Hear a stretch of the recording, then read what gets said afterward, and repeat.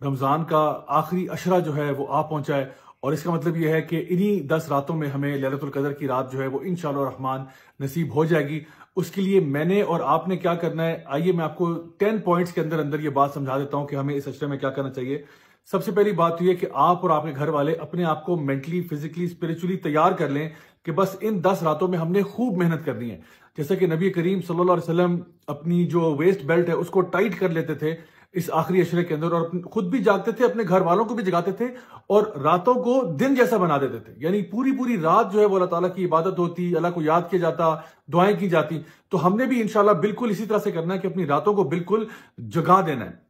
اس کے علاوہ یہ کہ یہ جو آخری 10 راتیں ہیں، ان کی 10 کی 10 پہ ہمیں عبادت کرنی چاہیے۔ ویسے تو لیلۃ القدر کی رات جو ہے وہ طاق راتوں میں سے ایک رات ہوتی ہے، یعنی کہ 21 کو آئے گی، یا 23 کو، یا 25 کو، یا 27 کو، یا 29 کو۔ لیکن میں 10 کی 10 اس لیے کہہ رہا ہوں کیونکہ اکثر اوقات ہمارا وہ ڈیٹ کے معاملے میں بھی اختلاف ہو جاتا ہے۔ کوئی کہتا ہے جی اس ملک کے مطابق ہم چل رہے ہیں، اس ملک کے مطابق چل رہے ہیں، تو وہ ساری بحث ہی ختم ہو جاتی ہے۔ ویسے بھی آپ کو معلوم ہوگا کہ جو لوگ اعتکاف بیٹھتے ہیں، الحمدللہ وہ اگر 10 راتوں کے لیے وہاں بیٹھے ہیں تو انشاءاللہ ان کو تو لیلۃ القدر کی رات مل ہی جاتی ہے۔ اب یہ لیلۃ القدر کی رات اتنی اہم کیوں ہے؟ اللہ سبحانہ تعالیٰ فرماتے ہیں لیلۃ القدر خیر من الف شہر، یہ ایسی رات ہے جو 1000 مہینے سے بہتر ہے۔ یعنی 1000 مہینے کے برابر نہیں ہے، 1000 مہینے سے بہتر ہے، یعنی تقریباً 83 ایئرز کی ورشپ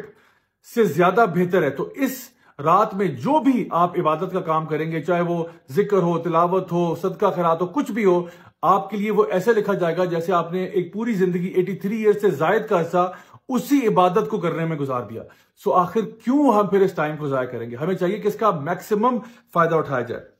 اچھا، اب یہ بات کہ کچھ ایسے کام جو کہ ہم کر سکتے ہیں کہ ہمیں پوری رات کی عبادت کا اجر مل جائے، اس کے لیے ایک حدیث نبی کریم صلی اللہ علیہ وسلم کی جہاں پہ آپ نے فرمایا کہ جو شخص بھی عشاء کی نماز جماعت کے ساتھ پڑھتا ہے اس کے لیے آدھی رات کی عبادت لکھی جاتی ہے۔ پھر ایک اور حدیث میں فرمایا کہ جب وہ فجر کی نماز جماعت کے ساتھ پڑھتا ہے تو اس کے لیے باقی کی رات جو ہے وہ بھی عبادت میں لکھی جاتی ہے۔ تو صرف اگر آپ عشاء اور فجر جماعت کے ساتھ پڑھ لیں، الحمدللہ آپ کو پوری رات کی عبادت کا اجر مل جائے گا۔ ایک اور حدیث میں آپ صلی اللہ علیہ وسلم نے بات ارشاد فرمائی کہ جو شخص بھی امام کے ساتھ قیام اللیل کرتا ہے، یعنی کہ تراویح کی نماز پڑھتا ہے، امام کے ساتھ شروع کرتا ہے، امام کے ساتھ ختم کرتا ہے، اس کے لیے بھی پوری کی پوری رات عبادت میں لکھی جاتی ہے۔ اور ایک اور حدیث جہاں پہ آپ نے فرمایا کہ جو شخص رات کے قیام اللیل کے اندر 100 آیات یا اس سے زائد کی تلاوت کرتا ہے تو اس کے لیے بھی پوری رات عبادت کی لکھی جاتی ہے۔ تو آپ اگر یہ 3 کام صرف کر لیں، چاہے مرد حضرات تو obviously وہ مساجد میں کریں، خواتین وہ اگر گھر میں کرنا چاہیں، تو اس کا فائدہ یہ ہوگا کہ آپ کو صرف یہ 3 کام کر کے آپ کو 3 دفعہ پوری وہ رات آپ کی عبادت میں لکھی جائے گی۔ اللہ اکبر، کتنے بڑے یعنی ہمارے لیے اجر کا موقع ہے اگر ہم اس کو اڈاپٹ کرنا چاہیں تو۔ پھر ایک اور چیز یہ کہ جتنا آپ صدقہ کر سکتے ہیں آپ وہ کریں، کوشش کریں کہ جس طرح تھوڑا تھوڑا بھی اگر روز کا آپ نکالنا چاہیں آپ نکال سکتے ہیں، تو کسی دن کا بھی اگر انشاءاللہ الرحمن اس میں لیلۃ القدر کی رات ہوئی تو وہ آپ کے لیے بہت بڑے اجر کا باعث ہوگی۔ ویسے بھی نبی کریم صلی اللہ علیہ وسلم جو ہیں وہ ایک تیز ہوا کے جھونکے کی طرح ان آخری عشرے کے اندر اللہ کی راہ میں خوب صدقہ خیرات کرتے۔